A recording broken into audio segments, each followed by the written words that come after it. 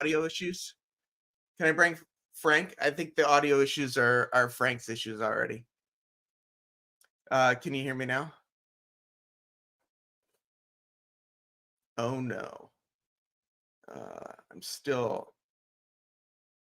There he is. Okay, so give me one more second because now I have to change this. Right, turn that off. Get out of there. Go over here.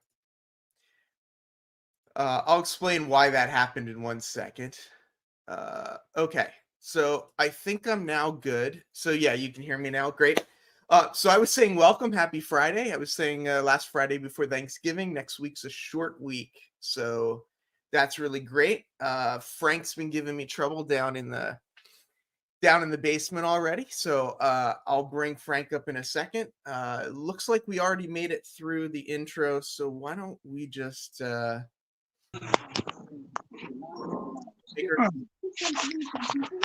Hello, guys. what's going on? And Oh, He's awake. Norm Miller, I do not know. no, how I to can't swear. Dang it. Yeah, no swearing. No swearing, no politics, no religion. You know, the usual. Last two I don't care about. Goodbye. Yeah, exactly. But let's see. Who's here? Everyone's here. John from Schuylkill River Valley's here.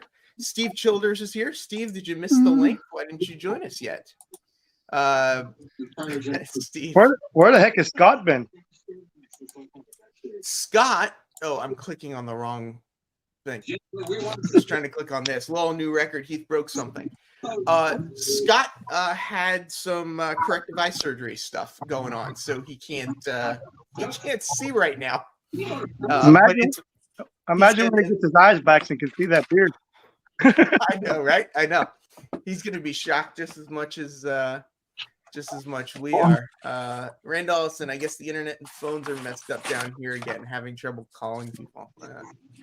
That's no fun. But hey, Kieran J94. Hey, Martin. Hey, Randall. Steve, why aren't you up here yet? Tim from CP368. Ben got you Junction. Carl's here. See, if you say his name 3 times, he shows up. That's how that works, right? I may have to move. Blame Heath. Look at that. Blame Heath. That's too funny. My Blame Heath t-shirt. One, it's long sleeve, and it's hot as heck here right now. So I'm not wearing it. But the other thing is, it's in the laundry because I try and wash my clothes every once in a while. So we got some feedback from somebody's mic. Yeah. Steve, is that you? That was me. Oh, jeez. New guy around here. Actually, no, it was Heath. So. Yeah, I'm sure it was. Hey, Heath, I asked you a question yesterday in yesterday night's chat. Did you get your cars yet? No, but I did send an email to Jimmy, but then I remembered that he does have my address, but I have not yet. Reach out to him and see if he actually read his email. Yeah, we'll see. I'm sure, he's a busy guy. He's got 600 things going on, so yeah, I'm not too worried about it. Just a little public service announcement. People that used to follow FMR, Family Model Railroad, it's now being renamed to Island Scenics. So this is Tim from FMR. So if you see him making comments, we all know who it is. John from Mystic Southern Railway. What's up, everyone? So your one sponsor there, Heath, the Iron Planet Hobbies. Yes. I have a cart sitting there with like $600 and some worth of orders. Yes. But once it's not submitted and it has the promo code and everything, but I can't order it because they have none of the stuff in stock. Yeah. Yes. That's the problem with a lot of them.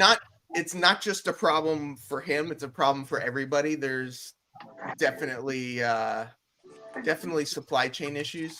Yeah, there's two BLI locos in there and some little stuff, and I can't. Send him an email. He's pretty good about getting back to people. I know somebody just ordered some road bed. They needed 4 boxes, but only 3 were showing in stock. And he was going to do what he can to see if he Can acquire an maybe extra the stock box. was wrong or see what he can do. So reach out to him. I will. Yeah, it's a tough time for the hobby shops because it's hard to keep stuff in stock because everybody wants stuff because we're all sitting at home. I've been waiting since October 1st for a package from Germany. Yeah. So it's That's sitting on a dock in New York. Keith knows where it's at, but they ain't letting it out of the container. Yeah, probably. it's at my house. I got it. I'm gonna blame Heath one way or the other. I'm holding on to it. Not gonna release it. Hey, NEC Jersey Rail fan. I grew up on the northeast quarter. That was like my train line. I lived in Pennsylvania, but right outside of Trenton. And to get anywhere, to get to Princeton, to get to New York, to get to anywhere, you got on the northeast quarter. So the northeast quarter has a special place in my heart. But yeah, modeling season started early this year, so everything's sold out. Yeah, John, usually people start their modeling about now. Instead, everyone's been modeling all summer. So yeah, I tell you guys, if you ever list stuff on eBay, now's the time to list it. It's selling like hotcakes. I couldn't believe there's stuff that I bought. I got $30 more for an item than I ever thought it was even worth.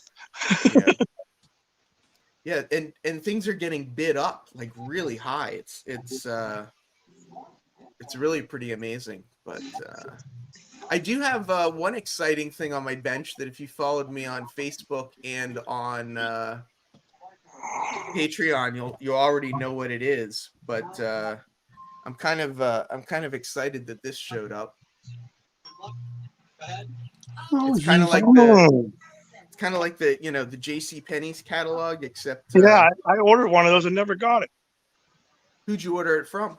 Walthers directly. Oh, really? Yes. I'm actually kind of shocked to hear that, but yeah, I mean, I have I'm not. It's probably not Walter's fault. Stuff disappears off my porch all the time. Oh, really? Now, whether they would take a magazine, did it come in a brown envelope or did it come like wrapped in plastic? Because if it was in a brown envelope, it's probably taken. I didn't order mine from Walthers just because I wanted to pay with PayPal, and Walthers wanted you to do whatever. So credit card. I ordered it from a hobby shop, and it just came in a in a sleeve thing. But yeah, I have not gone through this yet. I'm a little nervous to start paging through it because they're one of the only people with a catalog that big anymore. Yeah, well, yeah. I mean, who does this kind of print stuff anymore? I don't. Even MTH's is like their loco. They got a loco catalog, and it's maybe like 8 pages long or something. Yeah. But I mean, you even look at this, right? And you go, okay, here are the Microtrains freight cars. It's like, I know Microtrains has more freight cars than that. So they're not printing everything, but well, they're printing what they've ordered from Microtrains and have in stock. It's not everything Microtrains makes.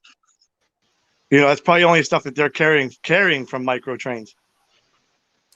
So real quick, if you guys don't know, Nick at PGH Train Fanatic, every time I jump on his live streams now, Nick recently got a new Corral Heritage Line O-scale trains.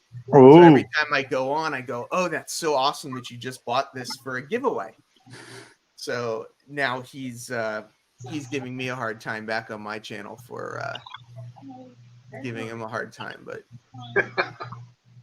yeah. So my understanding is that this Walthers catalog is sort of the Walthers.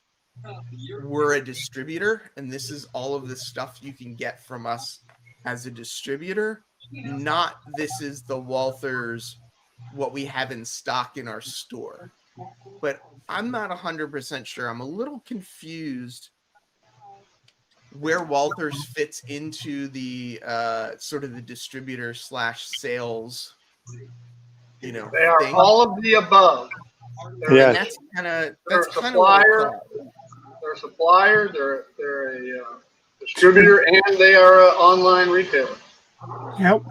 Now, my understanding is that Iron Planet Hobbies, one of my channel sponsors, I don't believe they get their bulk of their stuff from Walthers. I believe they get it from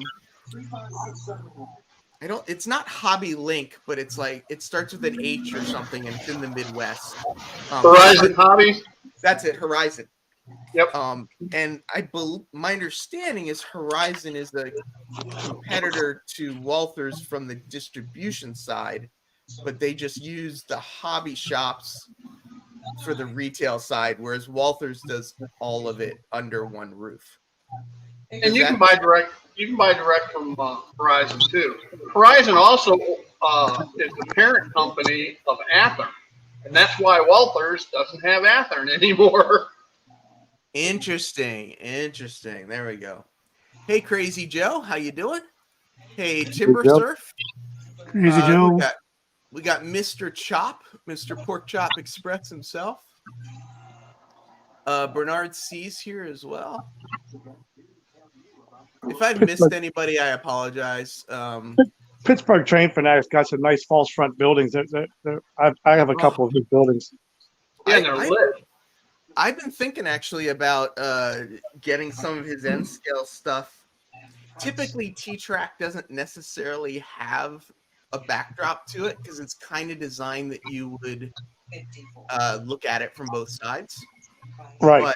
But some of the PTF stuff I think I want to get just because like they're cut out, right? They're cut out in the shapes. So I thought it'd be interesting as a back scene that wasn't like just a flat square. But and it'll help you if you're trying to like close up film a scene to have something in the background other than your wall.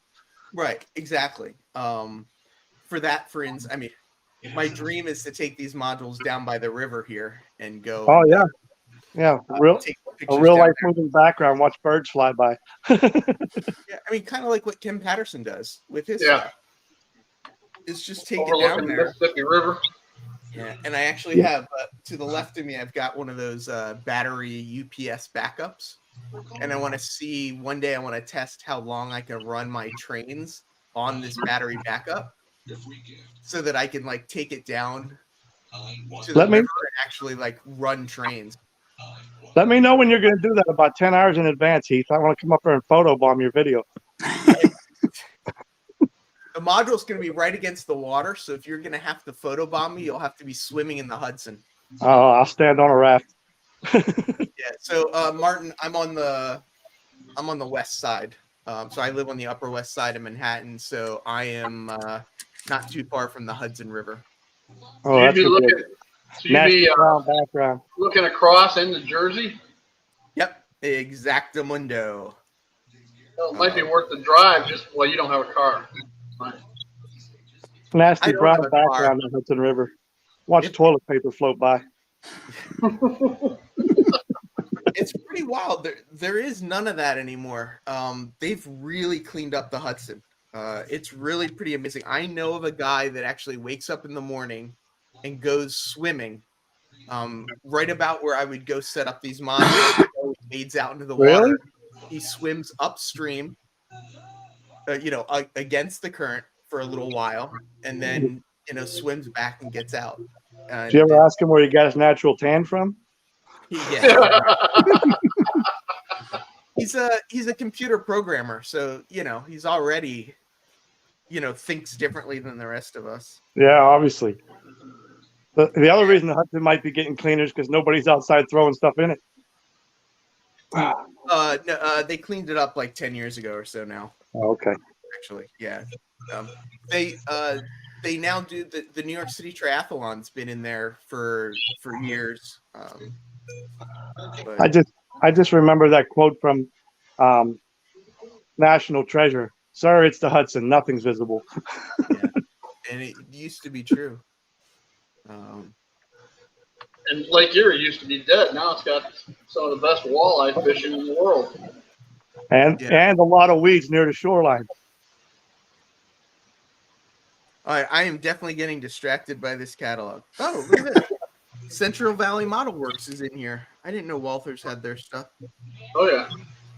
Well, they dropped that and they had to pick somebody up. Central Valley Model Works, my understanding, they've been having some issues with their molds, but supposedly by the end of the year they should be back in business and have a lot of their stuff back in stock. So I'm kind of. Was it mold or was it their manufacturer had issues and they were trying to get their molds back to go to a different manufacturer? That's actually a good question. I'm not 100% sure which it was. My understanding, yeah, I know it was a mold issue. I don't know. I had heard they were going to rebuild their molds, but I'm not sure. You know, Well, they're rebuilding. My volume. Issue with the mold. Martin, they cleaned Lake Erie, but I'm not swimming in it. Martin, are you in Pennsylvania? Are you over on? No, Frank was here. I was gonna say, are you over on the Pittsburgh side by Frank? And now he's gone. So Fred Wild, how old is your catalog? Right there, Fred. Brand new one. Yeah, this is the current one. Let's.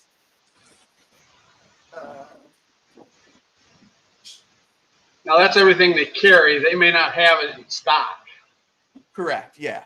So here's the 2020, and here's the 2019.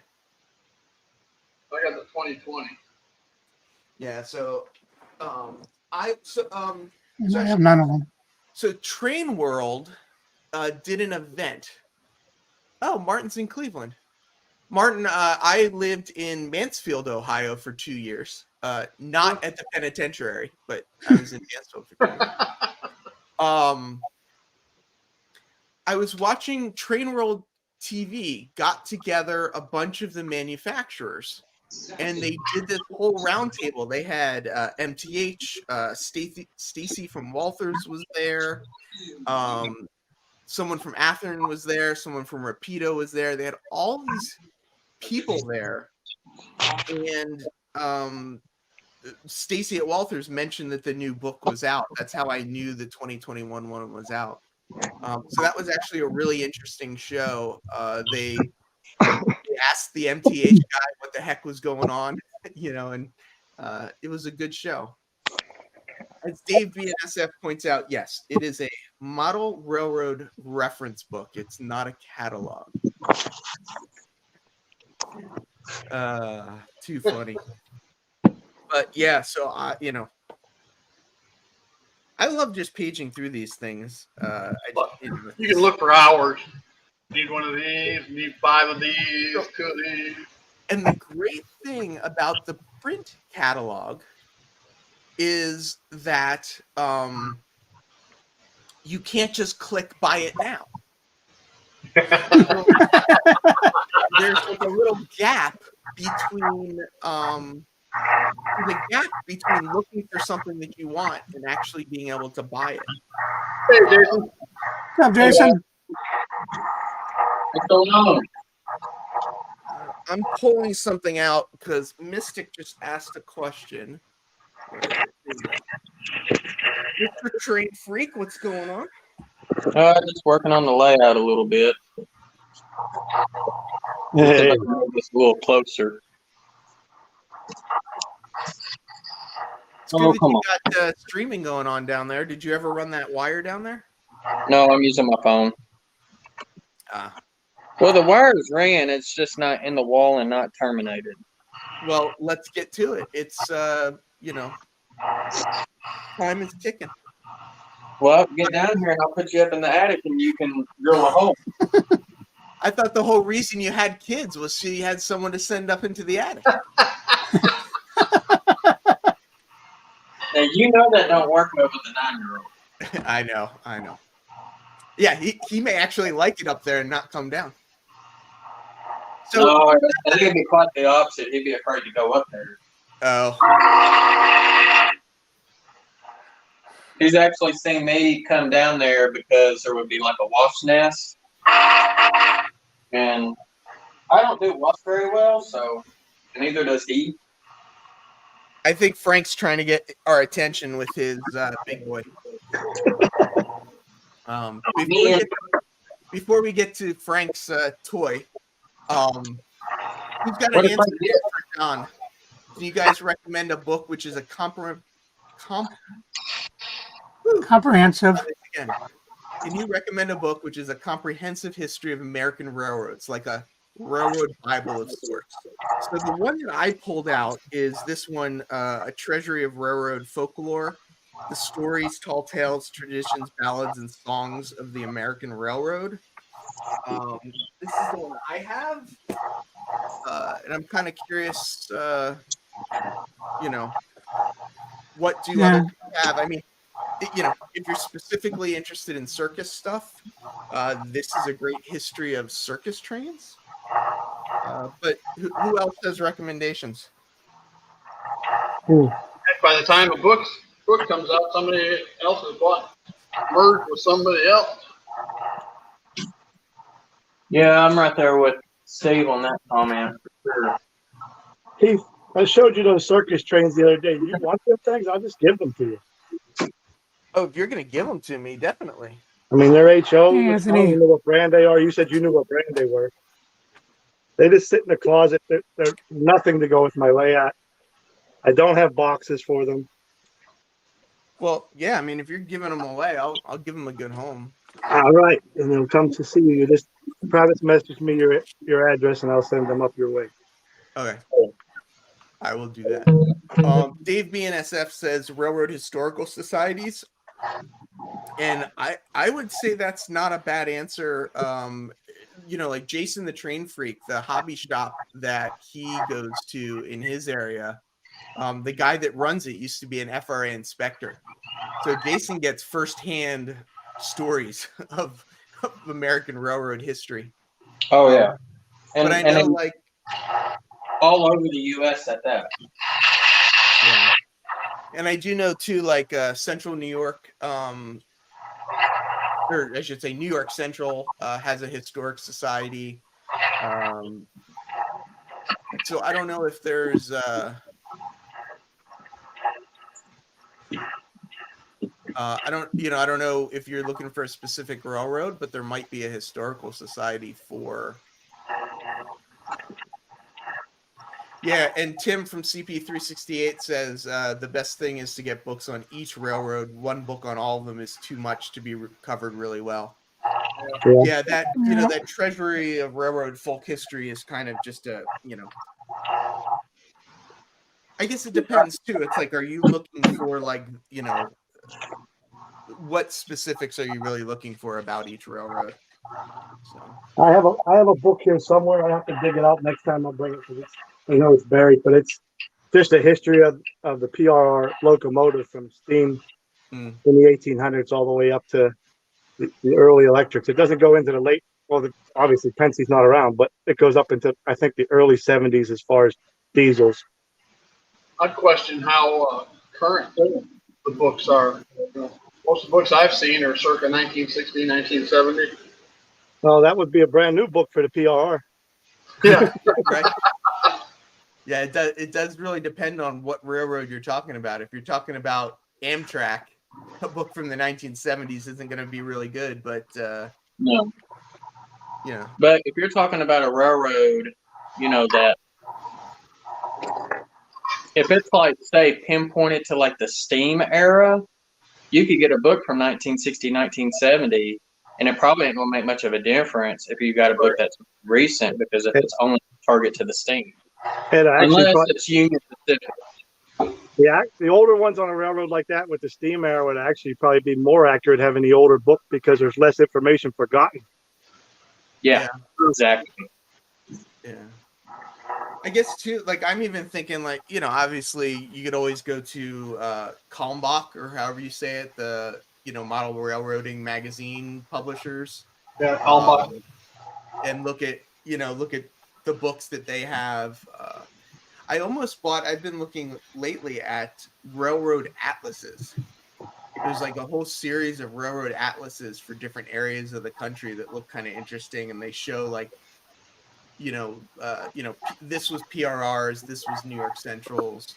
Do they show industries on it in there? I don't know the answer. That's actually a really good question. I just If noticed it, if it has track plans, that's one thing. But if it has track plans and industries, I mean that could be a real good roadmap. That's a good point. The Northeast one is continually sold out. I guess it's just one of their biggest sellers, so I didn't end up actually getting it. Oh yeah, so they're the SPV atlases. I believe that is what they are. PV Atlas. Leslie says he has a PRR book published in the 60s while old, but then says he's got a 1990s book of the Rio Grande, and the printing standards are the same, but it's a real mine for information. Dave says check out Macmillan Publications. Oh, okay. Yeah, Leslie agrees. Those SPV atlases are really awesome. They're so expensive though. I can't it was, I think it was like $35 or something, and I was kind of like, I'm looking at them now, and anywhere from $35 to $80. Yeah. So Tim says they do show the largest industries, but not detailed. Okay. It stands for Steam Power Video. Oh, okay. I think it's interesting. I was giving John from TSG Multimedia a little bit of a hard time. We were talking about videos and selling DVDs, and I think it might have been on a Sparky stream, and he was talking about like giving away a DVD, and I was kind of jokingly saying, who the heck can play a DVD anymore? You know, the first trick to selling a DVD these days is going to be teaching having to teach what a DVD is before you can actually sell one. Leslie says, do they still publish the SPV atlases? My understanding, based on what I saw on the website, is yes. But I don't know that they update them. But I don't know the answer.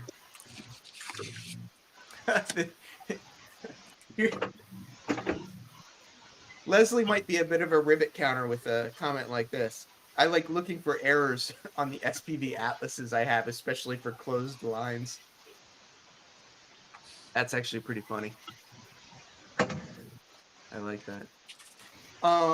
So just because I mentioned that I was going to do it, maybe I should actually do it. I was going to build some fences, and just to show what I'm thinking is on my module that I'm working on now, right? I kind of got the basic landscape of where the roads are going to lay. To the left of that gray asphalt sort of road, to that left, that field is going to be where the parking lot is.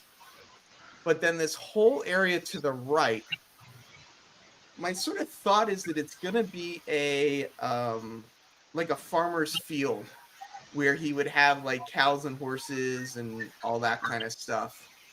And then, when the circus comes into town, he'll put the cows and horses in a different corral, and that's where the circus would set up. So my thought is that I'm going to take and I'm going to make like this type of a fence. This sort of corral type of fence. So what I did is I found this picture online, and I sort of found some dimensions, and then I converted the dimensions to N scale. And then once I got the dimensions into N scale, I realized that I am completely nuts to think that I'm actually going to build this. But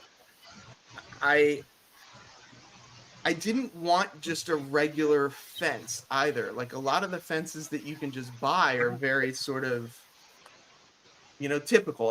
They look the same all the way down. So I started trying it. So I've now got these little sort of what look like homemade cattle fences that a cattle farmer might make, and I got to clean them up a little bit and then stain them. And so for the most part I used Aleene's tacky glue. I tried using a little bit of wood glue, but it turns out really yellow. I thought about using CA glue too. So I'm not, I don't know. But this is kind of what I was doing. So I got out my N scale ruler, and I've got all these little toothpicky type things. And I basically just grabbed a little knife because, of course, I don't have a chop it, right? I don't have the tool. And I've just been cutting pieces and gluing them together. So I thought as we continue this conversation a little bit that I would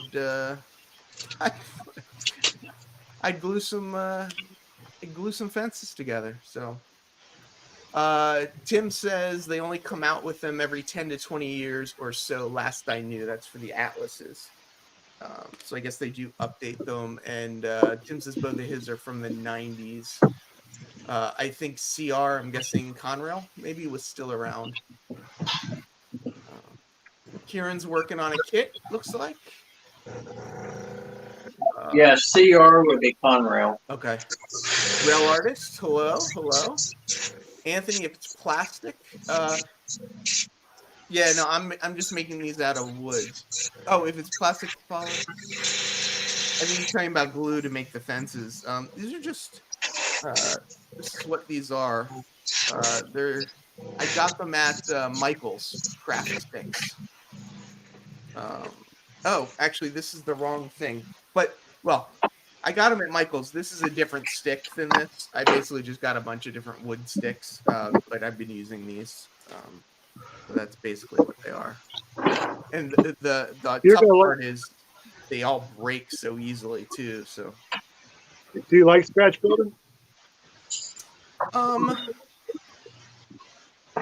It was more that if I bought this from, Knock or something like that, about this length, about 25 inches, cost $10, and I just couldn't see spending $10 on a fence. So I thought I'd give it a try. I'm scratch building a sawmill with a wheel on the side of it. Oh, nice.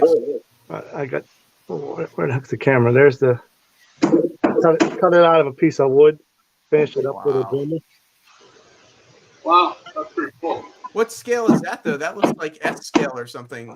No, okay, I'll put it next to my big boy. It's not that big. Oh, it is smaller. Oh, well, when you're holding it close to the camera. Yeah, I'm holding it up so you can see. Hey, Lackawanna, and hello, Ray. Hey, Ray. Norm is telling me not to poke my eye out, or maybe he's telling you not to poke your eye out. Bernard says, I make popsicle fences before they were enjoyable. Yeah, exactly. Heath, as far as the CA glue goes, most of those little tubes, I like the gel stuff. I don't like the real flowy stuff unless I'm doing something really tiny. But I found this, let me hold it up here. It's made for holding coral, people that have saltwater reef tanks. Yeah. But you get this whole bottle, which is 30 milliliters, which is like 20 tubes. And you get this for like $17 at any pet store. It's CA glue. It's same as super glue gel. Oh, really? See, I have this, the Loctite gel. Yeah. So, how much is in there? not much. 4 grams. Yeah, this is 30 milliliters. I think this says 0.14 ounces. I don't see what it is in milliliters, but yeah, I've got this. I do have some of the runny stuff also. What I've been doing is putting down wax paper, and I've been building them on wax paper, and the Alene seems to come off pretty easily. The wood glue, the wood glue did not come off as easily. Oh, it won't.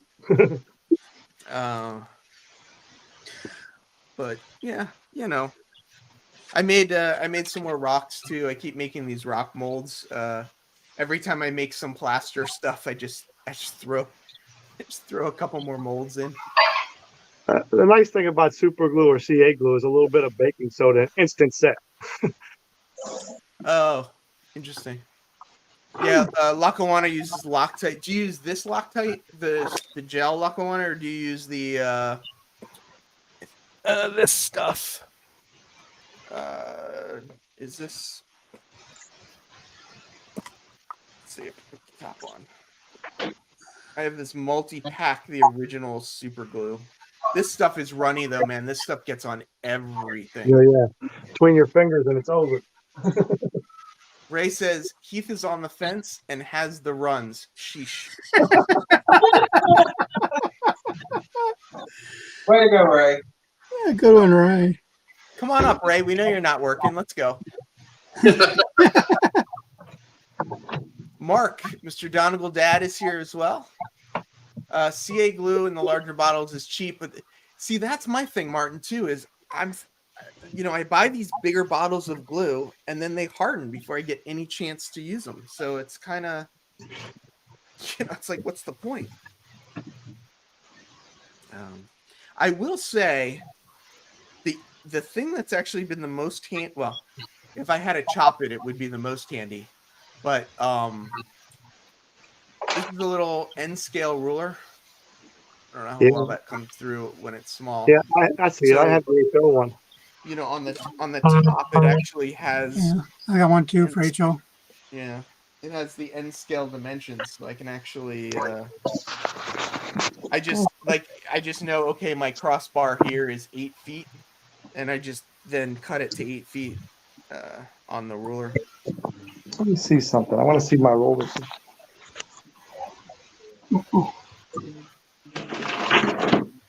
Yeah, these guys are talking about fingernail polish removes acetone. Acetone. I actually have some acetone in my. Is it here? No, it's in the. What's that room called? The bathroom. What do you want from me? I can't remember. Not yet. All right, somebody else in the chat needs to start watching. Or sorry, somebody else on the stream needs to start watching the chat so I can cut things. I can't see the chat. I'm on my phone. No, I've been watching it. Okay. So let me know if something important comes up. Yeah, if you don't want to go blind there, look, this. I actually realized this one that I have has HO, O, and N scale on the back. That's awesome. When I bought this one, I thought I was buying a much bigger one, but somehow it ended up being fairly dinky. Yeah, I kind of feel I've got a little metal post issue with my ruler. Speaking of metal posts, holy, I never realized that. 1.92 millimeters equals a foot in N scale. Gee. Yeah, I mean, look at. Can you? You can see how small these are, right? I mean, here's a pen. What's going on, Ray? They're tiny. Oh, thank you. Yeah, but I might think different if I lived in New York, though. Well, and that's it, right? I mean, look at the amount of space I can put on a module in N scale. I don't. So, what do people think? Should I use the Eileen's or should I use the tacky glue? How fast do you want it to set? It doesn't need to set fast. It just needs to. I'd rather if it doesn't. I don't know if you can kind of see, like it's got all the little extra. Make your screen big. Make your screen big. I think you need to try my method. It's called lick and stick. Yeah. I've seen. Jason, I've seen your streams.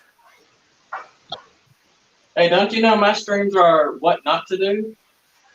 I mean, you have a lot of extra glue on there.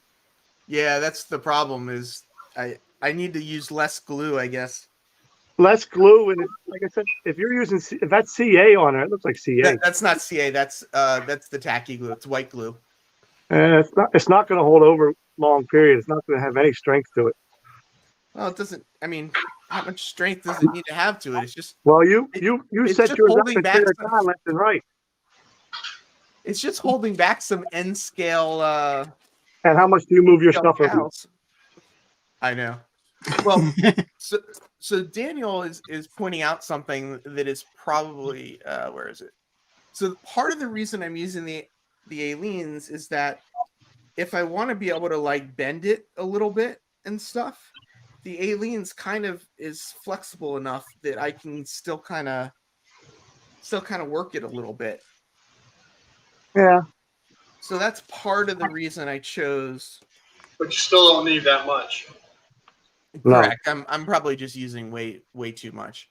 Yeah. And John says dab of wood glue, and I was using this wood glue, the Type Bond, of course. Hey, Somerset Andy, thanks for stopping by. See, Martin understands N-scale horses can't kick that hard, so I don't need a lot of. You can probably make the fences completely out of glue. This won't work because it doesn't clear dry, but the Walther's goo remains flexible. So if you've got something that you need flexibility on, or something that you're going to be pulling on or off, goo works good. Yeah. Like I used it to put these tractors on the flat car. Right. Yeah, what I'm probably going to do for that kind of stuff is, and I don't know where it is right now, but I have that tacky wax. I'll probably just end up using the tacky wax for that kind of stuff. Frank, how many big boys do you have? Wouldn't you like to know? I have 2 now. Rail artist, when I work with wood models, I always use standard Elmer's white glue, but I apply it to the surfaces with a toothpick for accurate placement. That's a good idea. On the phone, so no tags, lol. Well, welcome, Brian. Hey, does anybody have a big boy that doesn't have sound in it? I don't own a big boy, so. Well, I changed the decoders over both of these to Tsunami 2s, but here's an MRC's. There's nothing wrong with it. Just I didn't like the sounds it produces. But it's an So MRC. if you didn't like it, why in the world would you give it to one of us to torture one of us? It works. It's just not totally prototypical. What? Did you see the new Tsunami 2s they came out with that are specific to the big boy? Yeah, hey, check it out. I'll show you. Yeah, absolutely. That's what that's one you got? Yeah, both of them. I just put it in both of them.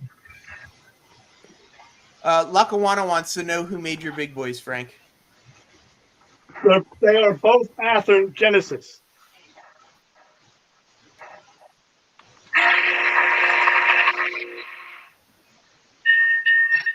Yeah, I really need to chop it.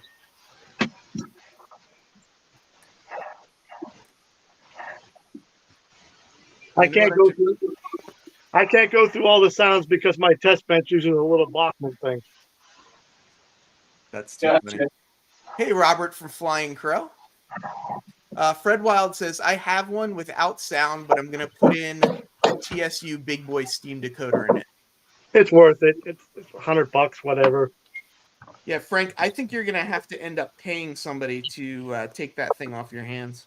Well, stick it in a different loco. I don't care. I mean, it's definitely the way to go. Yeah. I don't even like the T-Trak decoders. I have one of those in another Steam, and it's just horrible. I've got a couple T-Trak decoders because, honestly, they're the ones that make the drop-in decoders for N-scale. For a lot of the N-scale stuff. Yeah. And, the decoder I used, I don't know if it's the decoder I used was said it was for N-scale, or it was a sound, came with the speaker and everything. And they said it was for N or HO, Steam, or diesel. You pick the sound thing through the the thing through the CVs. But it sounded horrible. I changed the speaker out for a couple cube speakers. A little better, but it's just horrible. Martin says UP has a working big boy, so there's no excuse not for accurate sounds. I kind of agree. I mean, you can go record the actual sounds. Like why? That's what they did Well, for Tsunami. And that's what Soundtracks did with this new decoder that Frank's got. It's called Big Steam. They actually recorded the sounds from the 4014. Yeah, it's the 2200. Yep. Tsunami 2200. Mm-hmm. And they're working on getting the 1100 for in-scale. Oh, they are. Yes. Mhm. I'm curious how, like, BLI has the Mikados and all that kind of stuff. I'm curious how accurate their sounds are for that. Hey, Z Fantasy Trains, welcome. I have some with wow sound decoders, and while they sound awesome, the features they're just totally crazy. You hear that fake to go sound like most of these decoders at the top, they'll have 28 functions. But the wow sound, like if I hit the number 8 button twice, it'll go to soundboard 2 where all 28 functions got another function now. And really? yeah, it's so overwhelmingly. I'm like, we'll put it this way: the Bachman that I have right there has the wow sound in it. It'll play you the Star Spangled Banner, Amazing Grace, and America the Beautiful if you wanted to. I get, I have a hard enough time keeping track of what 1 through 9 do. Exactly. Especially with Like, like they're different decoders. decoders. It sounds really good. It sounds really good, but it can be overwhelming if you let yourself dive into it. Yeah. And Lackawanna says he wants or she, I actually don't know he or she, but Lackawanna says that one day wants to get a big boy. My thing with the big boys is I'm an East Coast guy, so I'm not really going to be running any of the UP stuff. So I'd probably get a Mikado or something. Challenger. Or I get or Challenger or whatever, get Well, one of the older only- New York Central The only railroad on the East Coast that ran the Challenger was the Clinchfield. Right there. The Clinchfield right there. So Frank, is there anything you don't have that we're going to call out today? Just so we know. A life that spoils me as much as mine does. It spoils you as much as mine does. The biggest locomotive I'm going to lay out's that 210-2. What's the 210-2? Oh, 210-2, right. Yeah. Sorry. is that the Decapod? Now, give me a sec. I wonder how the Brian at Cross Anchors saga is going with the Decapod. Martin's saying get an Allegheny. Oh, is that's your Challenger, Yeah. Frank? Yeah. Don't come out of the box unless I'm showing somebody, and these big boys are going to go back in their boxes as well. Yeah, Lackawanna, I was assuming you're on the East Coast because the Lackawanna Ferry Terminal is right over there in New Jersey for me. 6206. What's the livery on that? On which one? On the one Baltimore, racing. Ohio. Oh, yeah, that makes sense. Yeah, the tender that kind of came with it's rather. Leslie, I have a Rapido Loco that plays some Canadian 1960s radio comedy and the Monty Python spam song. Yeah, there's the tender that goes with it. It's one of the cylindrical style tenders. Was that an oil burner then? Is there I any? don't know. I picked this up secondhand from a buddy of mine. It's actually an old AHM model. The thing runs like a top. Which loco is Right. that again? It's the 210-2. Baltimore, Ohio. Oh, that's nice. It's got a really interesting drive system to it. The motor actually sits dead center right over top of the dummy drive wheel here in the middle, and it's got a jack shaft that drives the other four sets. So it's like I said, it's a really unique drive system, but the thing will pull forever. It runs like a top. Hey, I just want to get back at Heath for a second. Hey, Heath. Yeah. 210-2, Erie. Jeez. You know, when I first Frank, started, you're gonna need a bigger layout if you keep pulling all these trains out. no, I have that shelf, but that's an IHC that I actually put that decoder I told you I didn't like into it. Now it's got a better decoder in it, but Who bought IHC? I don't know what I used to love their Premier steams. They were actually very nice. Was it Concord that bought them out? Was it Concord? Or did IHC buy out Concord? That was a Batman IHC about Concord. Hey Frank, Lackawanna wants to know how many locos you have. Give me a second. 1, 2. You know, Tom from Tom's Trains and things. I think he was the one that told me before. He says, you know, you need to really concentrate on what you're running. I say, I like this to collect them. Yeah, I feel like I'm a little bit in the middle. I know Leslie's got a pretty good collection too. Every time I say, "Oh, I want to get this," Leslie goes, "Oh yeah, I have that one."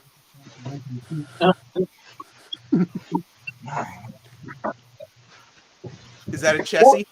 42. Yep. Ooh, that's nice. So Frank has 42 locomotives. How many are DCC, Frank? Every single last one of them. Wow. Oh no, hold up. I got 43. I got 43. Here it is. I've got 75 and ain't one from a DC locomotive or DC. And this one here is not DCC. Ray, did you just say you have 75? Yep, I've got 75 locomotives. Oh, So he's been at it a lot longer than me. But this one, I guess this was Mantua's 462 Pacific, which is still my favorite engine, is a 462. But the with the all cast body and stuff, I can't figure out how to put a decoder in it. So I just use it as a display. That's what this one is. That's what this one is. It's a 462 Mantua. Yeah, I love them. They actually pull like crazy. Yeah. They're so heavy. Yeah. The first one I had, we didn't know who the manufacturer was. I've actually got a 282 for the Baltimore and Ohio. It's another heck of a runner. It's another Mantua. The things will pull forever and a day. Yeah, these are so heavy they pull forever. But I just can't figure out how to isolate everything to put a DCC in it. Like I said, this was their anniversary edition or whatever. They actually put Mantua on it. I guess it was one of the last heavy ones like that they built. I don't even know. I never took this one apart. Let me see that motor in there. Who else is ridden behind a steam locomotive? It's actually on a main line? got a can motor in it. I'm looking through the side. It has a can motor in it, not an open frame. That's weird. I just counted my locos. I got 16.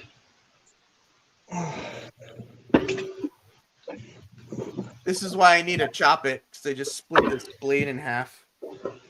How do At some point, I'll have room on my layout to run. These will cut wood too.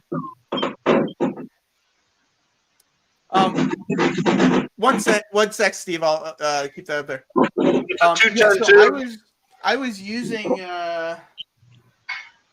using these, these guys, right? Same kind of thing. The problem is they give me a sort of a flanged end because at end scale everything's so small. Yeah. So that's what I was just showing you, was to use those. But yeah, they will give you a little bit of a flanged edge. yeah, so that's why I stopped using them. Steve, what were you just holding up a second ago? 210-2 heavy USRA. Yep. Proto 2000. The problem with it is it doesn't pull worth a damn. Is it really light? Yeah. So I'm gonna have to figure something out with it. So Chris has a hard time pulling inside with itself up. electrical tape. Well, it has a hard time pulling itself up at 2% grade. Crazy, are you talking about for Frank to put the decoder in his loco? Mr. Fultz Bailey, aka Rick Bailey himself. Hey, Rick. You can get these on eBay, There you go. or I got these on Amazon actually. stick-on weights. Yeah, I've got the. Whole box of them was very cheap. Yeah, I've gotten some of those also. Where'd you get those, Frank? Amazon. What are they called? Professional wheel weights. Adhesive wheel weights. Oh, okay. Thanks, Flying Crow. Have a great afternoon. Looks like Chuck's here also. Chuck's here. What?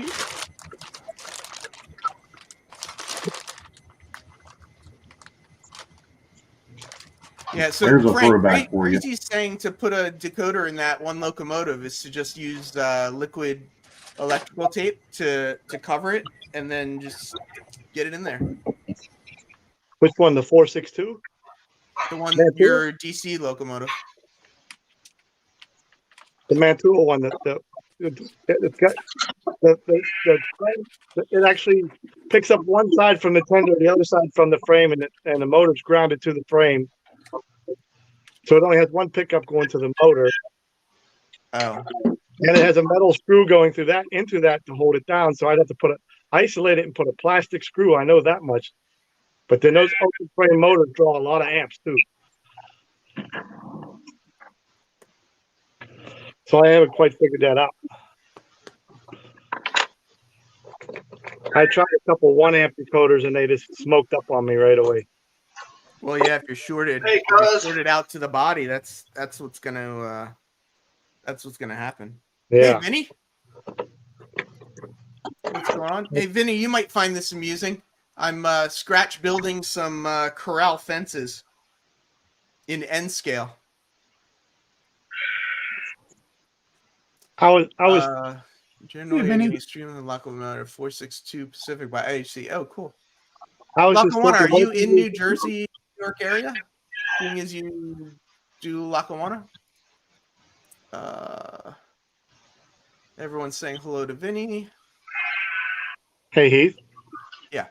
What if, Hey, Dan. I'm just thinking, I don't know if this will work or not, but what if you just took a piece of wax paper and drew your fences on it with a thick Elmer's glue and let it dry? You'd have your fences. Say that again. Put what in there? If you used wax paper, so obviously glue won't stick to it, Yeah. and took Elmer's glue, which is pretty damn thick, and drew your fences. Oh, I see what you're saying. Yeah, right. You just peel them probably- off. They're peel them off. They're flexible, and you can just paint them. I probably could. Hey, Lackawanna, Northeast Pennsylvania. Yeah, I actually grew up And if you brushed it on, it would have a wood grain to it. Yeah. Lackawanna, I grew up in eastern Pennsylvania, north of Philly. So, yeah. Then we threw them out of the state. Otis saying hello from Princeton, West Virginia. Yeah, folks, I'm going to go ahead and drop. Thanks for letting me come up there for a little bit. See you, Ray. Ray, Hey, Ray. you want to tell us about your last video before you leave? Your unboxing? Oh, the T-Trak Sunday car and the 2 Herzog gondolas. Yeah, they're supposed Or to the never fact help. that I forgot to wrap it in Gorilla Tape. You are Yeah, I kind was of concerned. I was a little bit concerned, but when I got it, it wasn't ticking, so that was a good thing. Thanks for coming, Ray. Yep, take it easy, folks. See you later. Take care, bud. Does anybody know, is there any difference between the Broadway Limited Paragon 2 and 3 other than the Rolling Thunder? no idea. No idea. No idea. Because I I picked up, think the other would be the sound quality, but don't quote me on that. I can't tell the difference. I have the Pennsylvania K4 and Paragon 3. And for a very good price, I just picked up the K4 and Paragon 2, and I cannot tell the difference other than the Rolling Thunder does not pick up the Paragon 2, of course. Well, that's a pretty big difference, though. Do you have the Rolling Thunder? Yes. Is it worth it? I have their Thunder and Lightning. I think I said my wife spoils me. As long as I let her have all the art and craft stuff she wants, I get to have all the train stuff out. Yeah, I have the receiver for the Rolling Thunder, but I didn't get the sub. Yeah, exactly. I got the exact same thing you got, Heath. I went to a thrift store and bought a surround sound sub off of them. That's what I'm just gonna do too. 894 says, "Who turned into sheep?" I'm gonna guess that that's Train Freak. Yeah, Yeah. I don't have my sound car in here, so I can put cow on here too if you want cows. I need cows. I have two of the Vinny. BLA sound cars. Cows that get on my nerves. I need cows and hogs for my meat packing plant. Well, soundtracks don't have pigs yet. They've got only sheep or cattle. My meat packing plant has a sign on it that says cows come, but they don't go home. Yeah, I may need one of those sound decoders now because I've got 50 N-scale cows coming. I don't know. BLI doesn't make any N scale, right? Yeah, they do. Yeah, Do they? Because I Most of my have two of their sound cars that are cows, and at first it was really weird. With just you guys saw the video, you heard the cows, but it was really weird. The cows coming from one spot, but I got like 7 stock cars in a row. So I bought another one and put it halfway back, so the sounds are coming from 2 different places on the train. see. I'd probably put the sound decoder on the. I'd put it on the track, not Oh, no. on the box car. No, And these then these came as part of it, Heath. Oh, gotcha. Yep. They're sound cars.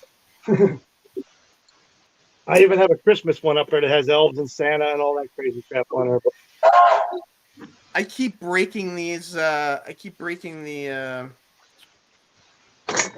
here, Heath. thing.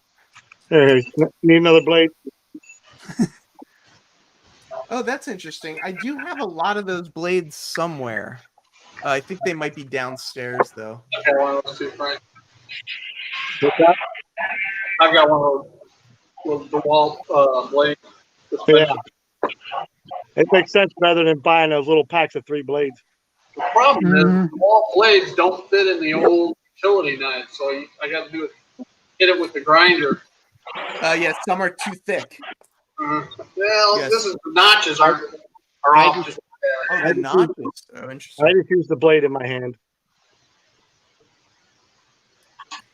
You know, with the amount of blades I'm going through and the amount of money that I'm saving on not using, Those are too thin, man. I should have just bought a Chop It. You got a utility knife around? Just go take one of these blades out there. They are much thicker than what you're using. I don't. You know, actually, there might be a utility knife in here. I don't think I have extra blades though, but I think I have. You're probably the guy that never opened the handle and got the spare one out. No, see, I have this. Oh, and of course I took the blade out because you can't fly with the blades. So it doesn't have a blade in it. that's going to do you a lot of good. Yeah, and I don't know. I don't think. Let's keep digging. Maybe I've got one of the blades up here. But I think all of the blades for that utility knife are in the basement. Oh, wait. I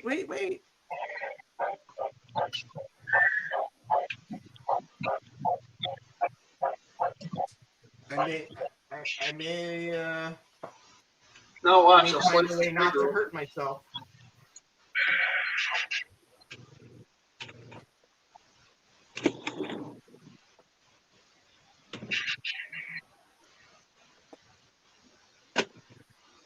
Yeah, back when I used to work, I used to carry this little pouch, and it's got a Fisher Space Pen in it, and then it had the utility knife. But every time I would fly, I'd have to take the blades out.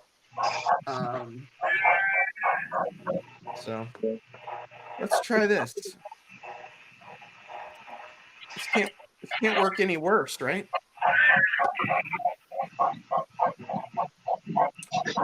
I actually wish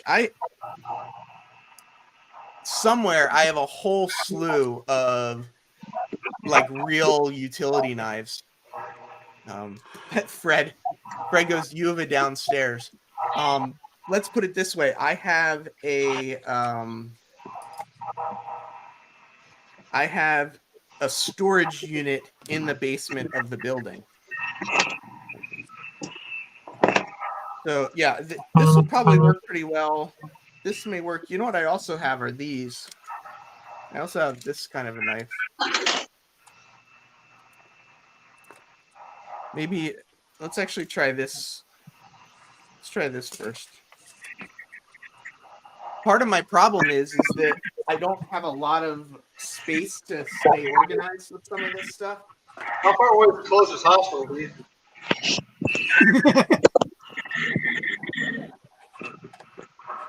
I'm not even answering the question.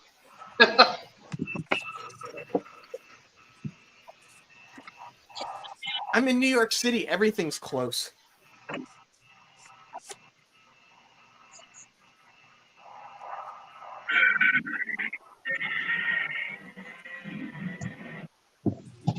So I cut a bunch of the uprights, and now I'm trying to split the wood for the crosses. The other part, and then we'll glue some of it together.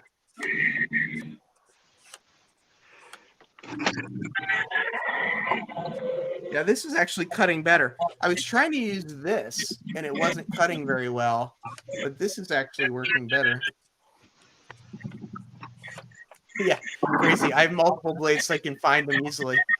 I have multiple blades as well. I just can't find them anywhere. Someone tell Frank I muted him, so when he starts talking again, he needs to unmute himself. Oh, or maybe it's not Frank making all that noise. Is that you, Jason, making all that noise? It could be. I'm trying to break a locomotive in. I'll mute it. I know how to break a locomotive. Just drop it on the floor. Oh, where did Frank go? I can do that better than y'all. I got a video to prove it. Hey, Heath, this is the locomotive that you suggested your name get put on. Where did Frank go? You sure you want me to drop and break it? I got a video. Sure. Heath, this is the locomotive that you suggested your name get put on. Oh, Rail Artist, I think you've got your YouTube on. I hear a little echo. Heath, this is the locomotive that you suggested.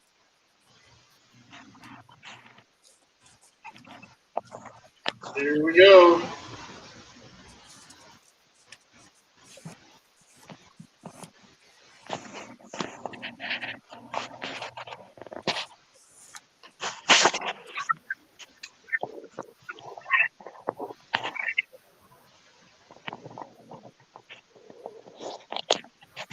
So, Vinny, have you ever built fences in N scale from scratch?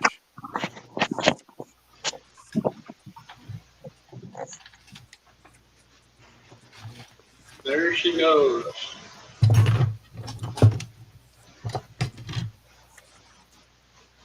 This is what I use for cutting multiple cuts. X-Acto, big handle, comfortable for arthritic hands, and a nice wide blade. Yes, they are nice. Is that blade on the top edge or is it on the side edge? It's beveled edge. There's a flat side and a bevel side. Holy crap, this live stream drains my battery quick.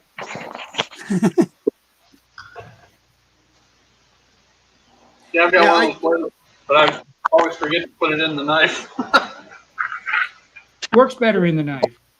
Yeah, but it does. Reminds me, I got to turn my phone off. There we go.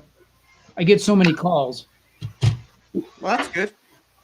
Maybe. Are One a day. they trying to get money from you, or are they trying to give you money? Oh, they're all trying to get money from me. Oh. And they're SOL on that fact. Yeah. Yeah, I work off of Social Insecurity every month. That's it. Yeah.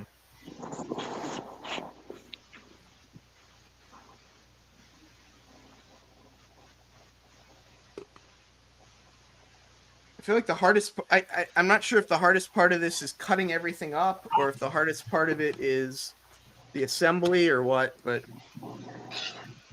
I'll cut a few more of these and then maybe I'll start assembling something. Hardest part's not just buying pre-made ones. So part of it too is see you later, Vinny. Have a good afternoon. Have a good one, Vinny. Bye, Vinny. Part of why I Vinny. decided to make them is that I'm waiting for some outhouses. I'm waiting for I bought some wood for a railroad crossing. So I can't put down my other roads until I get the railroad crossing in because I've got to cut up to the edge of that. You didn't So use it's base kinda wood? What? You didn't just use base wood and cut it out yourself? No, because I don't have any of that either. So I would have to wait for that to come. So I just bought I think it's Osborne Models. Oh, craft stores have all of it. Yeah, you got to remember. Well, I You're guess I in New could have York. brought it over to Michael's. Michael's would probably have it. Yeah, They do. they have it. Our Michael's Yeah. closed down yesterday. Really? Yeah, I had to go to Hobby Lobby. Yeah, I don't Yeah, like they Hobby have it Lobby. too. I was at Hobby Lobby yesterday. Not for me, though. Well, See you later, my wife Bernard. had some stuff, so it was a good trip over. She bought lunch. Oh, there you go. Yeah, it was a trip there for her craft stuff, her cricket stuff. So, Yeah. like, she's got machines that cost as much as some of my locos. So, Really? Do you have a cricket cutter? she does. Yeah. Do you She use has- it for your stuff at all? She has printed me out some stuff, and I asked her if it would cut. I have loads and loads of basewood. We had a store here named Catan's, was a craft store, and they were going out of business. About 2 days before they actually closed the store, I went in, and they still had quite a lot of that real thin wood. I said, "How much for the whole rack?" So I got the whole rack for $50, and I mean, I still have stacks Wow. of that basewood halfway up to my knee. Wow. That's good. It pays to wait till the end. Nobody's going to come in. You know, the craft stores are mainly for the women. So the guys that are building the stuff in there don't really go in there. They go to the hobby store. They go. Right. I saw it in there the first day they said they were closing. I said, I'm going to wait. And she's like, you better not wait much longer.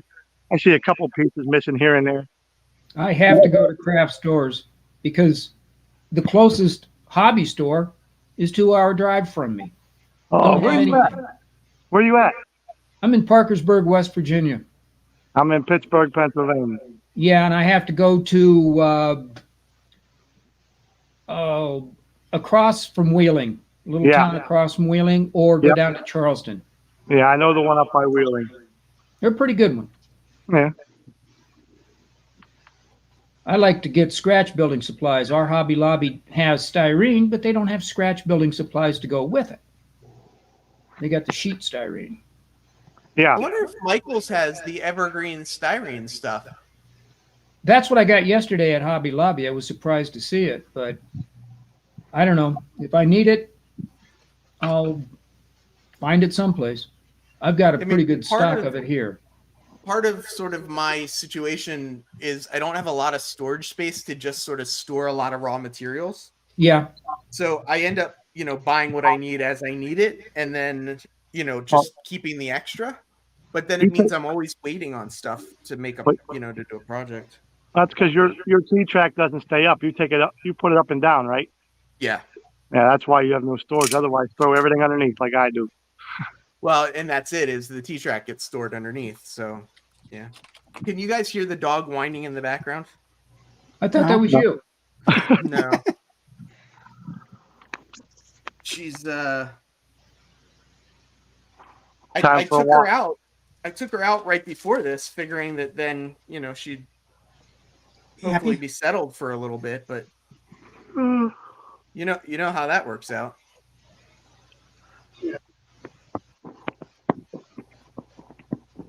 All right, so what did we decide? Tacky glue, wood glue, or CA glue?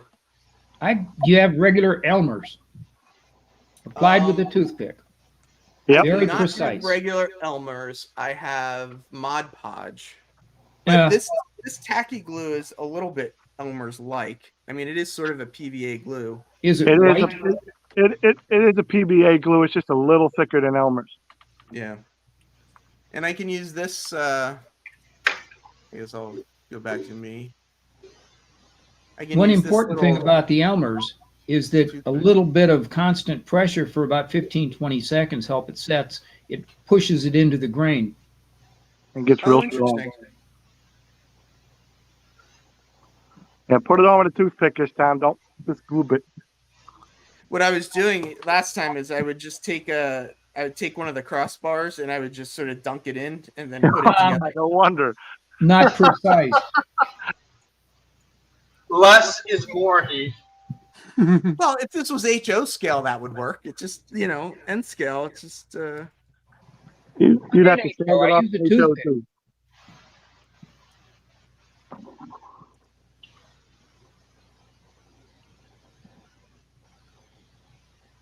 Where's your tweezers at? There you go. Same ones I have. You're touching them. You're touching them pieces of wood with your hand, getting oils from your finger on there. Glue ain't gonna soak in. All sorts of tips, hints, and advice. Yeah. Yep. Can I show you what I've been working on? Yeah. I see it. I saw your last video, Rail Artist. I saw you I've been doing loads for inside of Athearn 50-foot gondolas out of cheap aluminum foil. Wow. And paint them up. You got a good one. I hate this camera. There we go. Good. Block my face. That's the best way. But they look real good in, and they coming out because I put them onto a board, mat board. They just work beautifully. They look real good, and I've had orders for them. I'm not selling them. I have had orders from the train club for a few of them. You know what works really good for loads for like shredded scrap? Yeah. I have a buddy of mine that does siding and roofing. Yeah. When he does the siding, all the little, like what would be sawdust, little curly cues and stuff left over from the plastic. You glue that onto a flat piece of small cardboard or whatever for a gondola, paint it up. It looks just like real metal scrap. Yeah. And it doesn't weigh anything. A friend of mine used aluminum foil in a blender once. Problem is he didn't clean it out. In a blender? Yeah, an old blender. Just go to a thrift store and buy an old blender, write on it in magic marker, "Do not use for food." Well, he didn't because he borrowed his wife's out of the kitchen. I use my wife to make foam for my trees. Yeah, she made a very glittery milkshake for herself. Oh. Does anyone want to drop down for a second? I want to bring Lackawanna up. Yeah, go ahead. Drop me down. Well, you just got here. I don't. You drop me down for a little. Hey, Heath, I've been here since the beginning. Drop me down. I'll just watch the chat. And now you got volunteers out the butt. You're gonna have an empty room. Let's see. Remove from stream. There we go. I see Frank changed my name to Heath's Fault as well, so we had to get rid of him. Hey, Lackawanna, how you doing? Good. You got a little steam engine going there. Yeah, I got this Bachmann 260 mogul. This is a Lackawanna. Yeah, that one I got. This I got at Train Show for, it was $99 DCC sound. Cool. Not bad. It fires right up. Oh, $100 for sound, man. You did a good job on that one. That is definitely something I miss about train shows. Yeah.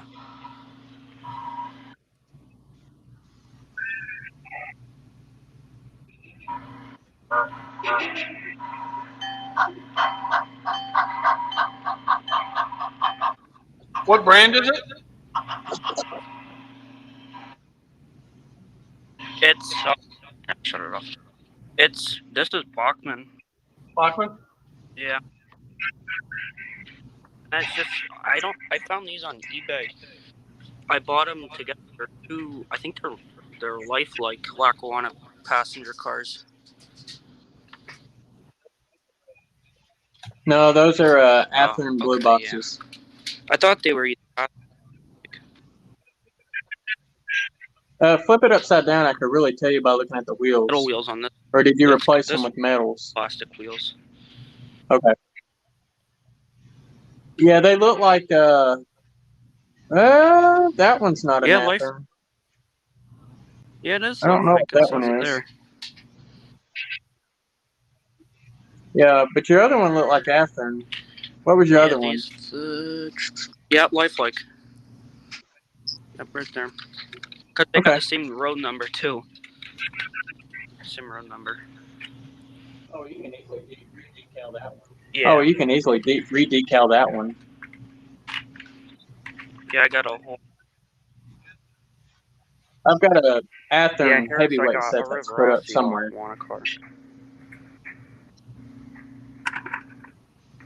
And I got engines there.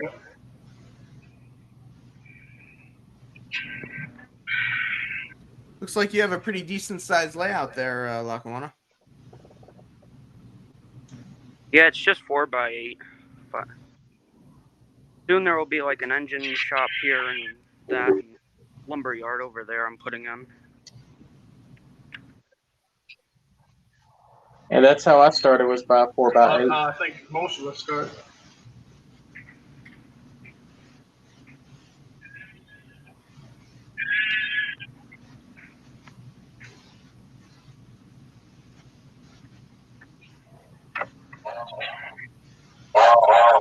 And I got an D-Lock one at Pacific too. Non-streamlined.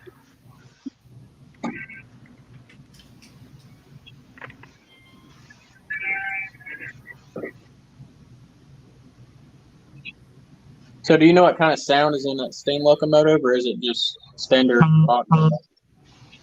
That I think is here, I'll pull out the box.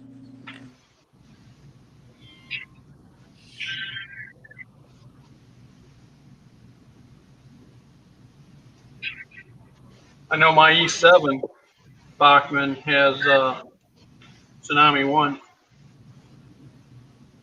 coder sound. So the only difference between Tsunami 2 and Tsunami 1 is the digital dynamic exhaust, which can detect the grade difference or a pull difference. And it automatically knows to notch up the throttle or notch it down depending on, you know, if it's going uphill, downhill, so forth, so forth. So well, that's kind of cool. BCC sound on board. Yeah, I bought it brand new from Train World, the engine. Yeah, I've got a few Bachman F units that are that way. This sounds okay. I don't know. I think it's...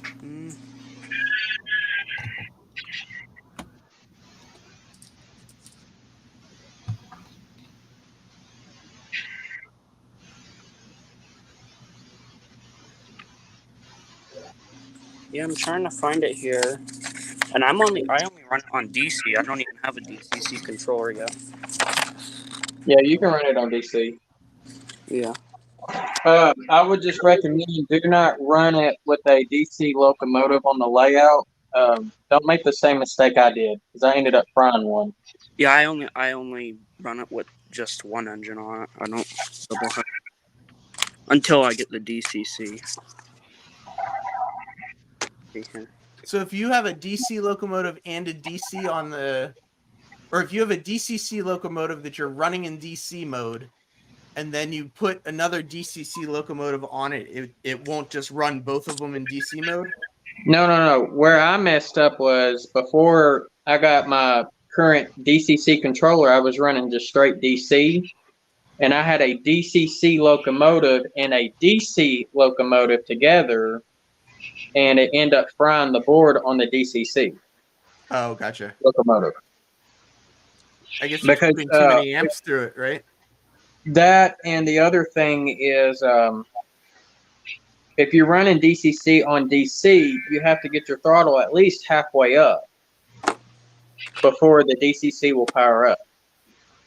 Ah. And of course, the one that I fried was at MTH, so it was not cheap to get fixed. Hey, if you're gonna go big, Yeah, go big or go home, right? yeah. If y'all watch the intro on my layout updates, it's the locomotive that's pulling my maintenance away train. That was the one that I fried. So you got it fixed again. I think I got it put off to the side right now. Looks like Randall's heading off. Nope, it's this one. I love these old Pullman cars that Lackawanna's showing right now. I'm a huge fan of that time period of passenger stuff. The heavyweights? Yeah. Yeah, they're nice. And I got a Junction car too.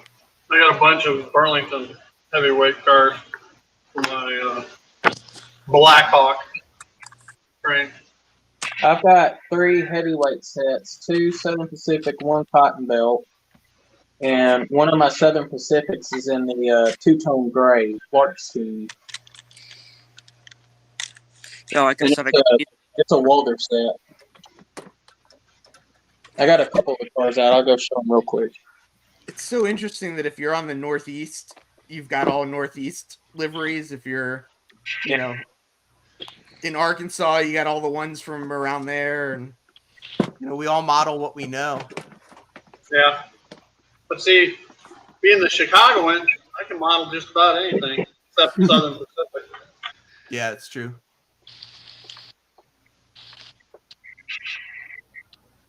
That's a cool looking layout. It is. John It really is. 3618 loves the heavyweights also. And Yeah. Innerman says, at the train freak, just blame Heath. Yep.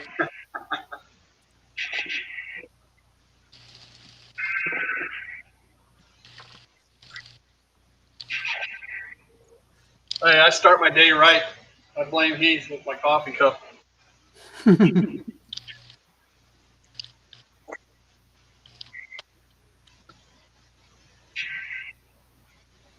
That's a pretty cool layout. You need coffee. You need a cocktail glass for this afternoon. Yeah. So Tommy Fred's trains, I got a dumb question, Heath. How much power do you use to run an N scale? Asking for a friend.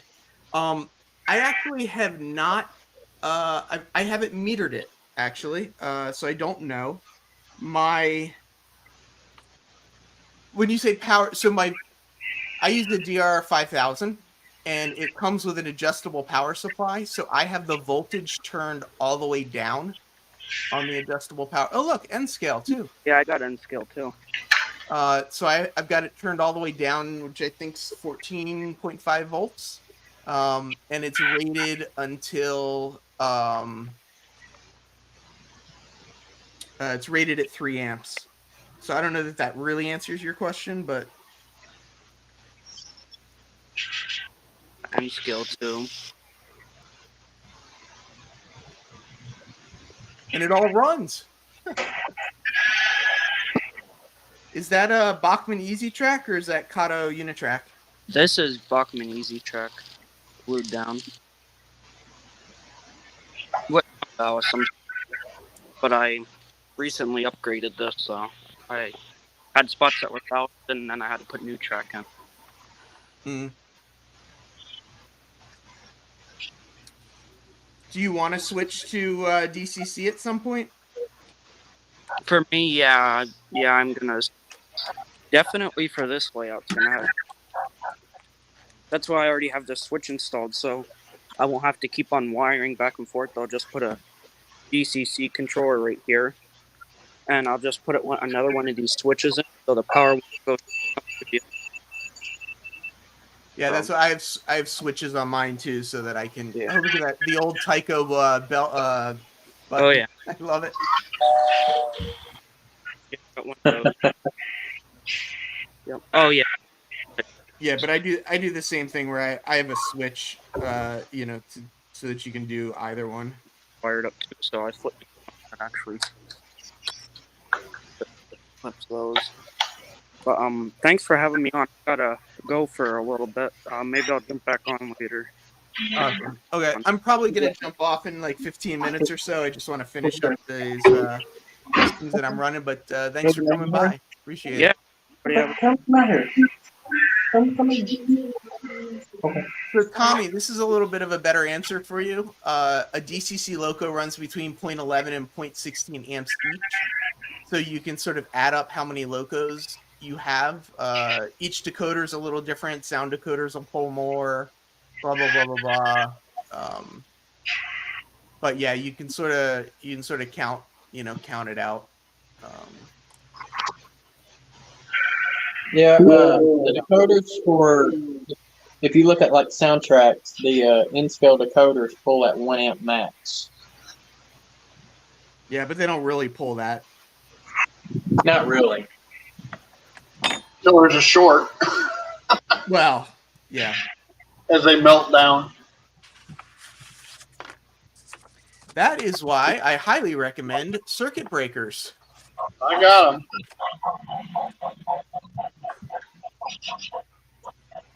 Dave's making me a place to live at. Do you use light bulbs, Steve, or do you use actual circuit breakers?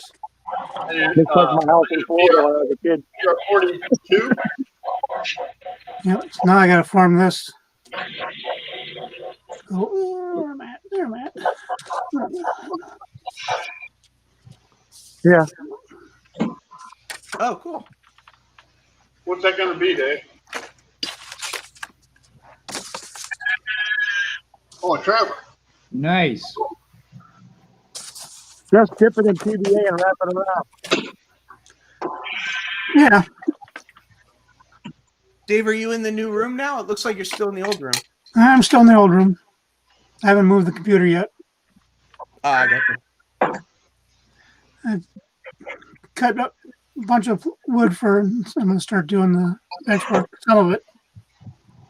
Because it looks like you had It looks like you have a lot of your stuff over there already. A bit of it, yeah. It's the computer still over here. My Capri cutter's still here. Leslie Gilpin says, I have a lit caboose that draws more amps than the locos. I could believe that. Yeah. What's that? Is that an incandescent bulb? Steve, I didn't hear what you said. Does it have an incandescent bulb? Or is it LED? That's probably what it is. It's probably an incandescent bulb.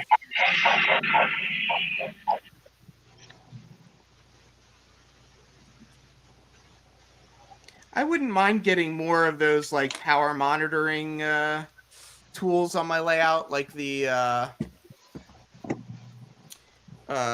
what's it called? The Cobalt Blue Alpha or whatever it is. Hey, Leslie, if I run them under DC, my BLI Sound Loco needs 12 plus volts to get the sound, although it claims it only needs 9 volts. Yeah, it's probably not turning the board on. Otis Tooley, I'm taking my train layout down and setting up the living room.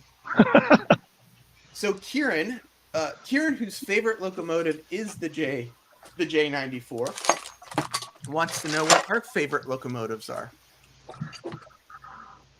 Pacific 462. Mine's an E9. Really, an E9. Interesting. Mm, Mine would be the Alco PA. Uh-oh, we got an Alco boy. That's a good one. Baltimore and And then my, Ohio. then my second would be the EMD FT units. I used to like the GP38s, but they're just too common. Yeah.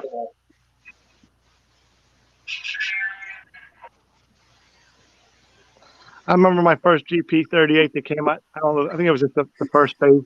Lifelike had it, and I got it as a kid. And when I put it in reverse and those rear lights lit up, my eyes got so big. That was my favorite loco for a long time. Well, I've got more F units than I do Alcos. That's for sure. You have more what, Jason? F F unit. units. Okay. Were F units so popular in the 80s and 90s just because they were easier to make for the manufacturers, so that's what they made? What Easier to year was it? maintain. The 80s and 90s? Not the Sorry, 80s. and I 90s. mean, No, I mean as 70s and models. early 80s. Sorry, Yeah. I meant as the models. They seem to be 60s and 70s. Yeah. I mean, the Santa Fe War Bonnet, the Super Chief train set was probably one of the most popular. Yeah, that came out almost every set. Oh, it's one of the best looking locomotives ever. That is in my opinion, but No, they just all they did was copy the E9 E series. yeah. Well, y'all know what the difference between the F's and the E's are, don't y'all? One's passenger, one's freight, I thought. Well, not Four just truck, that. 6 truck. Well, so the F units, which was originally FPs, stood for 1,400 horsepower. The E units, which were originally ETs, were 1,800 horsepower. Alco was the one who did the P units and the F units, so that PAs and the FAs, which P was for passenger and F was for freight. Oh, okay.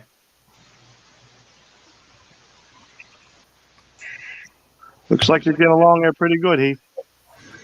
I mean, the real trick's going to be when I try and pull them off the paper. But, That's wax paper, is it not? Yeah, it's wax paper. Oh, it should come off pretty easy as long as you put the shiny side up. Yes. Here should be good. Home? You got lucky there. I don't believe it. Maybe. Use your scale rule and slide it underneath with a minor sawing action. Yeah. That's what I did last time. Is I have a big plaster, like a big one like this, plaster knife, and I used that to get under there because I could, it was flexible, so I could bend it and then slide it. Well, you really don't want to have to bend it. Just put it on and slide it back and forth a little bit and let it cut through it. Them posts look like they're going to be 50 foot apart in end scale. In scale. They are 8 feet apart in end scale. Oh, your board's deceiving. Then you got tiny squares, not 1 inch squares. I believe this. I think this side is metric. Yeah. I think this is the metric side up. It makes it look deceiving until your fingers get in the picture. I'm just trying to keep you on your toes. Well, I caught it. So. Look at that. He's being so neat with the glue this time. Look at that. Well, now that I've got all you guys watching me, I've got to do it right. Yeah, they're going to look a whole lot better than the camera will go. The camera will go off, and he'll bust out the spray adhesive. Or a big bottle of glue. Yeah. But when you guys get off, I'm just gonna like glue on top of it, give it a nice coating.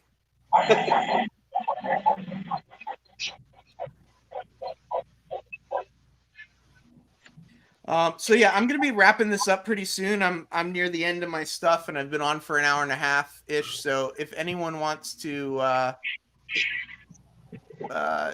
talk about their channels or any of that kind of stuff, or post in the chat what's going on, or anybody on that's up here that wants to talk about what they're up to. No, I wish I could, but I got to go. I got a backyard full of leaves that's calling my name. Someone's got to do it. Yeah, but why is it always me? Get one of them neighborhood kids that always puts the ball in your yard. Exactly. I wouldn't trust any of those clowns to do it right. Yeah.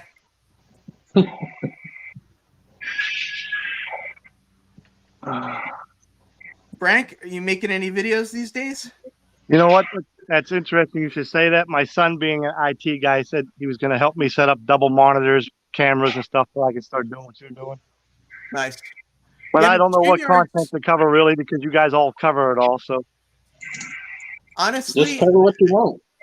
yeah, I mean, I do these Fridays just because we're all kind of sitting around, and I'd rather be hanging out with people than yeah, doing this myself. So just do whatever. Like nobody's watching me build fences. I can do videos on how to use a DVD. See, there you go. Yeah, Heath, I'm definitely not watching you build a fence because I'm over here playing with my snowplow. Yeah, he's just hanging out with us. He's not watching. Pretty much. How often do you use a snowplow in Arkansas? Well, this Once one is never. enough. Hey, the Cotton Belt actually had one, and it's up in the Museum of Transportation in St. Louis, Missouri. I lived in South Georgia, Cordele, Georgia, for a number of years, and we got a snow, and probably less than an inch. And lo and behold, Crystal County had a snowplow and a salt truck. I could not believe it. I mean, in New York, they just put plows on the front of the garbage trucks. Yeah. Makes sense. That's how we do it. But down south, they had to explain where money's been going, so they had snowplows hidden. So Leslie's got a UK rail fanning video about to be uploaded. Otis Tooley, do you all use a step-down transformer from 120 volts to step down to 24 volts DC? I don't. All of my transformers are built into the controllers. So Yeah, Otis, you would have to because the 120 that you're probably talking about is AC. So you would definitely have to, drop that from a 110 to a 12 volt. yeah, a couple people use like computer power supplies and stuff to do this kind of stuff because you can get a 24, a 12, a 5 all off of the one power supply. John Arthur did one recently where he did that. Yeah, he's got a video about it too.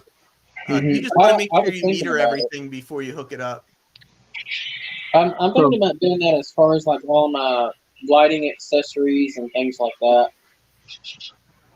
Ray's So got what- a new vlog coming out before Sunday, and SDS. Oh yeah, Sidetrack Sundays on Ray's channel. Yeah, so Back on Track is tomorrow morning. I was gonna show the thing, although I don't want to roll my thing again. Okay, Back on Track's at 10 a.m. tomorrow. There's a lot of streams going on. Just Yeah. get I online. don't even try to keep up with them, to be honest. I don't know if the guy's in here or not, but it might have been even cross-anchored. I don't know. But I had a question a couple weeks ago about my grandson's O gauge. He has MTH power TS2, and it got smoke coming out of the boiler. It's not even a smoke engine. Oh yeah, I remember you. You Right. asked me that. So- Did you ever so- get an answer? Yes, and I don't know if that was them that answered. I don't know, but I was able to rip the guts out completely and wire the power pickups right to the side of the motor because he said it should run in DC. And then I used the regular Bachman DC controller for my grandson's layout now, and the train runs fine. There you Hey, go. Tommy, it was not the Western Pacific, it was the Southern Pacific.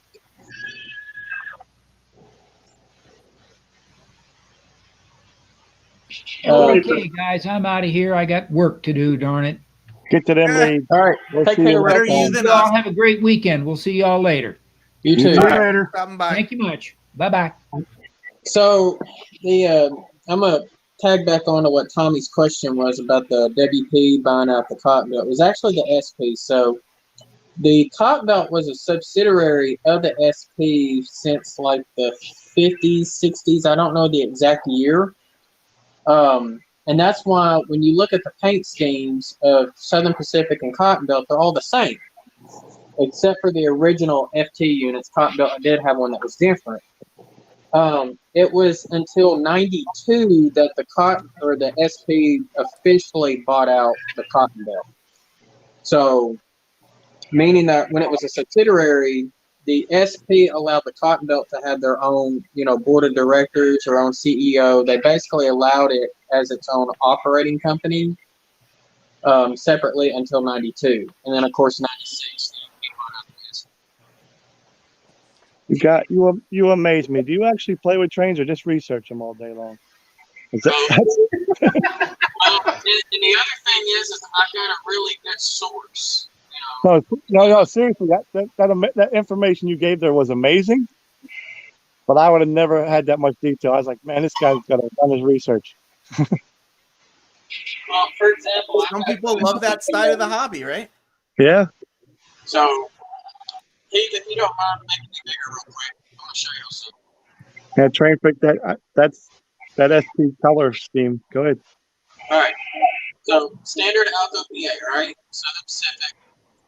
SP's have always had 2 headlights on the front. All right.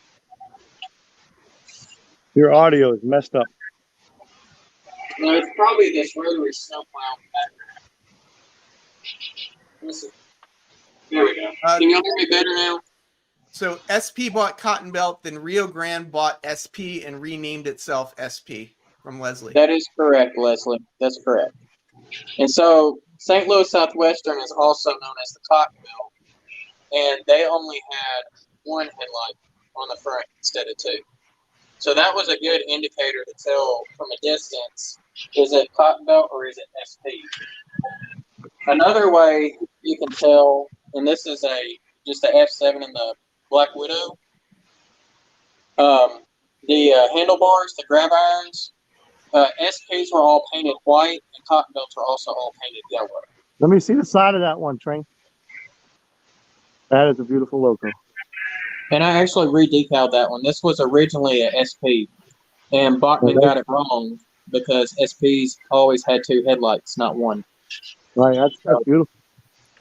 And that's the good thing about when I run trains. I don't know any of this stuff, so none of it bothers me.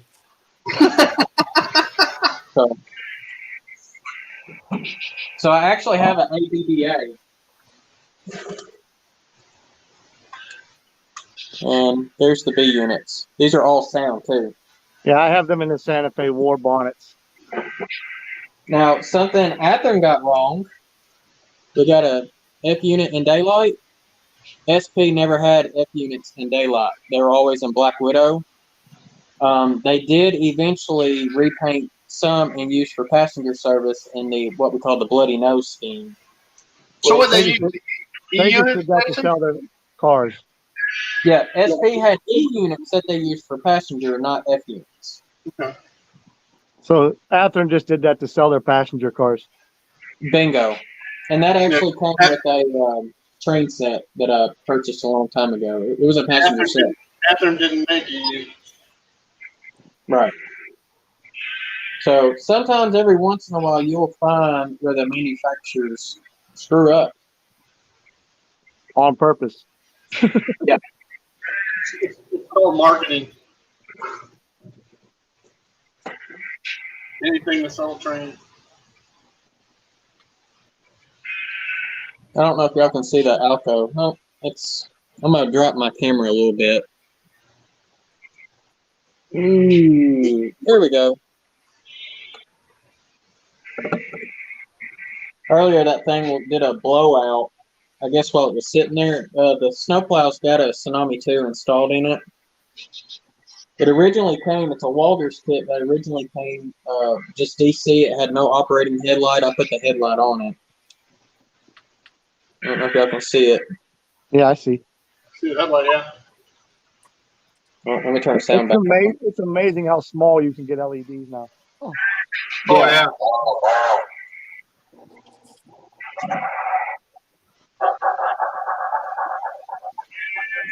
My next Steam logo is going to be a cab forward. I don't have any of those. There, Heath, I don't have any cab forwards. That's cab forward is one that I want. That and the 4449. Wasn't Southern Pacific the only one cab forward?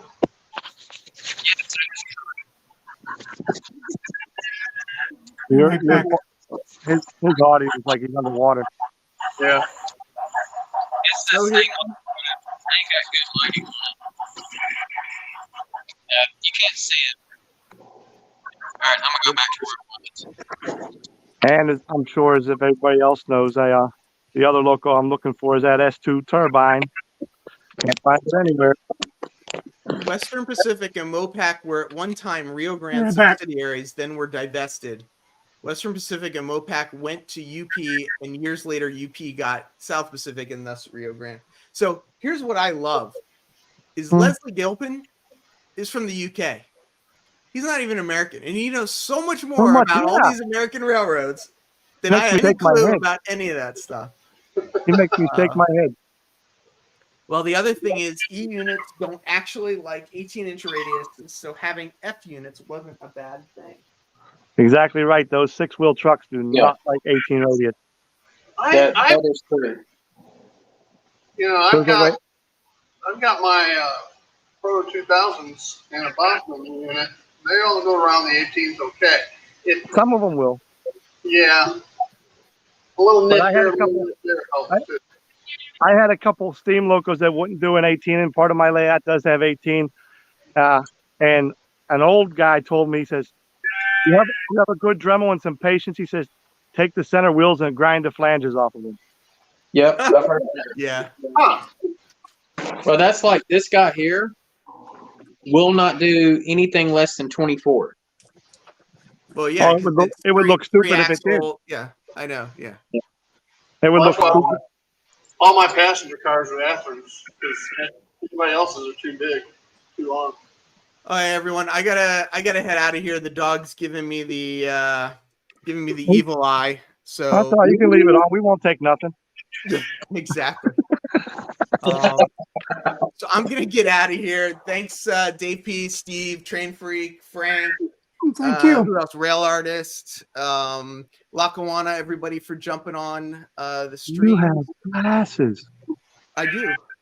Because I can't see it. I mean, you But you do look at A scale. Look at this. You think I can see that? I mean, look how tiny that is. I told you to go HO. I know why I wear glasses. I'm old. Yeah, exactly. I'm old.